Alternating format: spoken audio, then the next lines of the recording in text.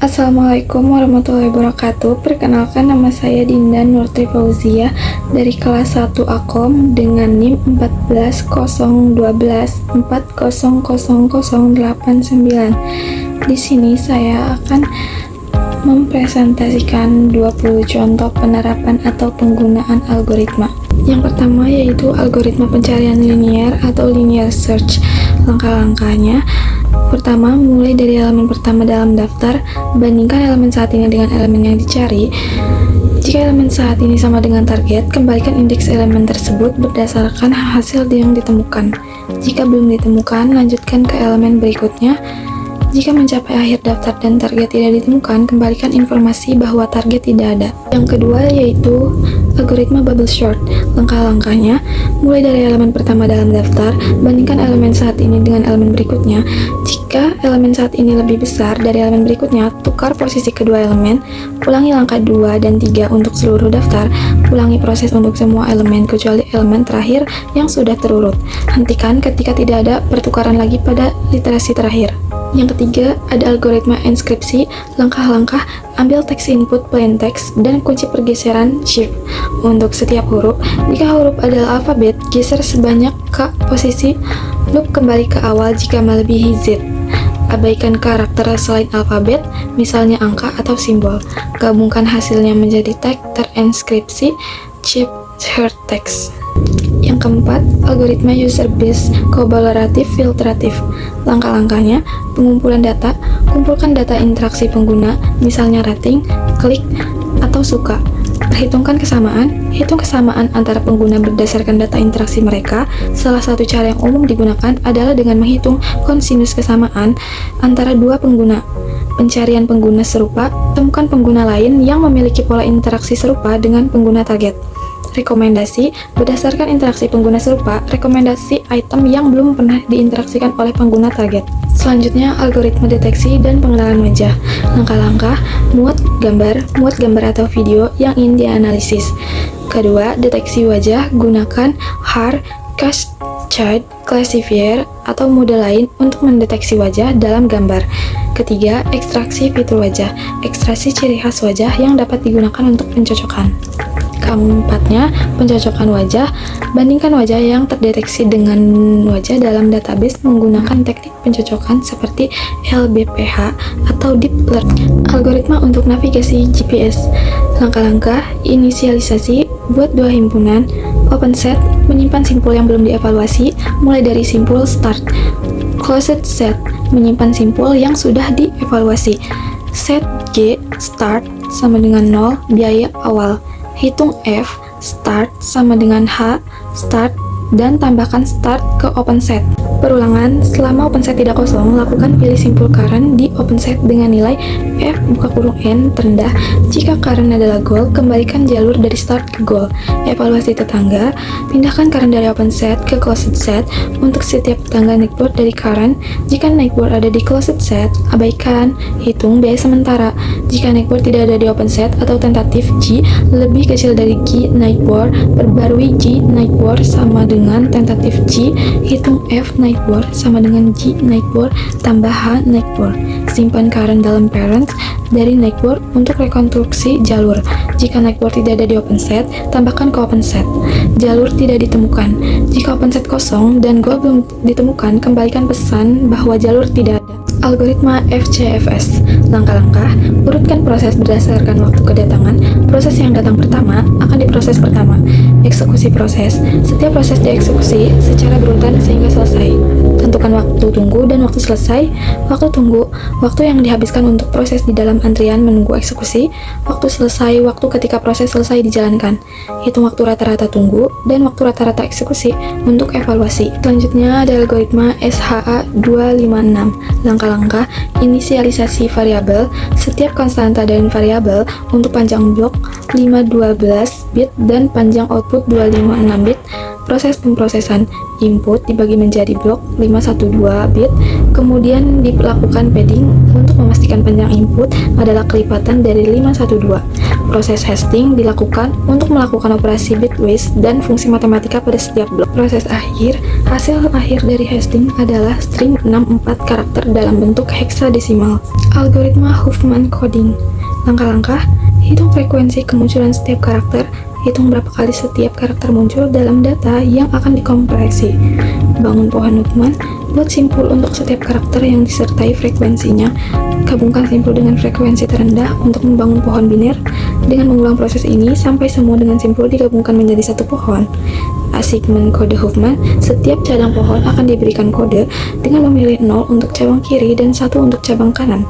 Komparensi, gantilah karakter-karakter dengan kode Huffman untuk sesuai. Algoritma pengenalan suara. Langkah-langkah: pengambilan sinyal suara, tangkap sinyal suara menggunakan mikrofon, konversi sinyal suara menjadi format yang bisa dianalisis, biasanya dalam bentuk waveform atau mel frequency central conversion atau MFCC. Pre-processing, noise reduction, mengurangi suara latar belakang agar sinyal suara yang diinginkan lebih jelas. Segmentation, membagi sinyal suara menjadi segmen-segmen kecil, biasanya beberapa milidetik untuk analisis lebih lanjut. Ekstraksi fitur dari sinyal suara menggunakan teknik seperti MFCC, spektrogram, atau filter bank untuk memetakan karakteristik suara. MFCC model ini dapat dilatih menggunakan dataset suara untuk mengenali berbagai pola suara dan bahasa. Pencocokan pola atau decoding menggunakan model bahasa dan model akustik untuk memprediksi kata atau frasa yang sesuai dengan input suara. Biasanya ini melibatkan pencocokan pola dengan kata-kata yang telah dipelajari sebelumnya. Viterbi algorithm adalah algoritma yang digunakan untuk mencari jalur terbaik kata berdasarkan probabilitas. Output transkripsi. Hasil akhirnya adalah teks yang dihasilkan dari suara yang dianalisis. Ini adalah output dari proses pengenalan suara. Algoritma pengolahan citra. Langkah-langkah: input citra, baca citra yang ingin diproses, pre-processing optional, konversi citra ke format yang lebih sederhana, misalnya grayscale, normalisasi atau penyesuaian kontras, filter Gaussian, gunakan filter Gaussian untuk menghaluskan citra, dan menggunakan noise. Deteksi tepi atau edge detection, terapkan metode deteksi tepi seperti Canyon Gate Detection untuk mendeteksi tepi-tepi penting pada citra. Output citra, tampilkan atau simpan citra yang telah diproses. Selanjutnya, algoritma machine learning atau K-nearest neighbor atau KNN. Langkah-langkah: supervised learning atau K-nearest neighbor. Persiapkan data, pisahkan data menjadi dua bagian, data pelatih, training data, dan data pengujian atau testing data. Inisialisasi parameter, tentukan nilai K, jumlah tetangga yang digunakan untuk menentukan kelas. Pelatihan model, KNN tidak memerlukan tahap pelatihan formal seperti algoritma lainnya, karena ia hanya menyimpan data pelatihan. Pengujian model, untuk setiap titik data dalam set pengujian, hitung jarak dari titik tersebut ke setiap titik dalam data pelatihan. Temukan K tetangga terdekat, tentukan kelas berdasarkan mayoritas kelas dari K tetangga terdekat. Evaluasi model, hitung akurasi model dengan membandingkan hasil prediksi dengan label asli pada data pengujian. Algoritma Dijkstra. Langkah-langkah: inisialisasi, tentukan titik awal dan beri nilai jarak dari titik awal ke semua titik lainnya dengan nilai tak terhingga, kecuali titik awal yang diberi jarak 0. Tentukan titik yang sudah dikunjungi dan yang belum dikunjungi. Awalnya, semua titik dianggap belum dikunjungi. Buatlah sebuah struktur data seperti tabel untuk menyimpan jarak terdekat yang ditemukan sejauh ini. Proses iterasi, pilih titik yang belum dikunjungi dengan jarak terkecil titik awal di awal, hingga jarak ke titik yang terhubung dengan titik yang dipilih, dan tentukan apakah jarak baru yang ditemukan lebih kecil dibanding jarak sebelumnya. Perbarui jarak ke titik yang terhubung. Jika jarak baru lebih pendek, tandai perbarui jarak ke titik yang terhubung. Jika jarak baru lebih pendek, tandai titik yang telah dikunjungi. Ulangi langkah 2 hingga semua titik sudah dikunjungi atau jarak terpendek ke semua titik telah ditemukan. Output, tampilkan jarak terpendek dari titik awal ke semua titik lainnya. Algoritma greedy activity selection problem. Langkah-langkah: urutkan aktivitas berdasarkan waktu selesai. Aktivitas diurutkan berdasarkan waktu selesai secara Ascending, pilih aktivitas pertama. Pilih aktivitas pertama dalam urutan yang memiliki waktu mulai lebih besar atau sama dengan waktu selesai aktivitas yang sebelumnya dipilih. Pilih aktivitas berikutnya. Pilih aktivitas selanjutnya yang tidak tumpang tindih dengan aktivitas yang telah dipilih sebelumnya, yaitu aktivitas yang memiliki waktu mulai lebih besar atau sama dengan waktu selesai aktivitas yang terakhir dipilih.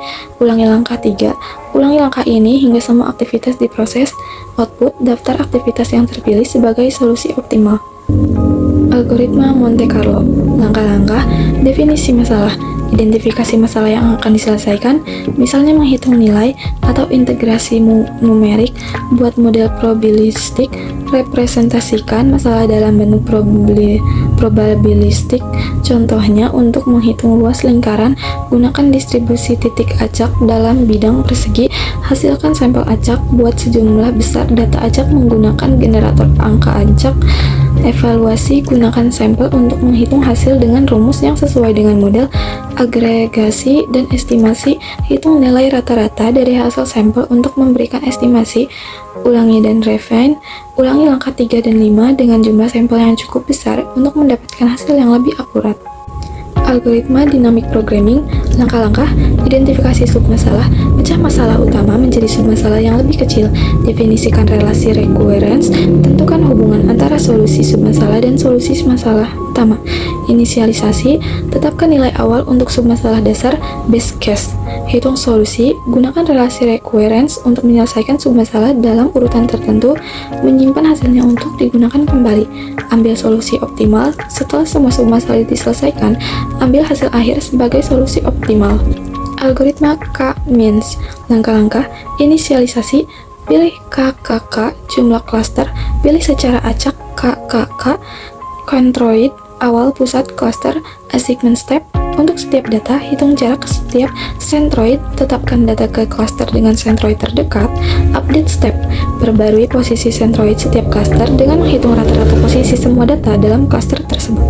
Iterasi, ulangi langkah 2 dan 3 hingga posisi centroid tidak berubah atau jumlah iterasi maksimum tercapai.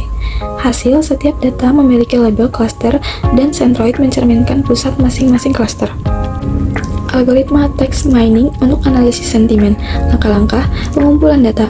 Kumpulkan teks dari sumber seperti ulasan, media sosial, atau artikel.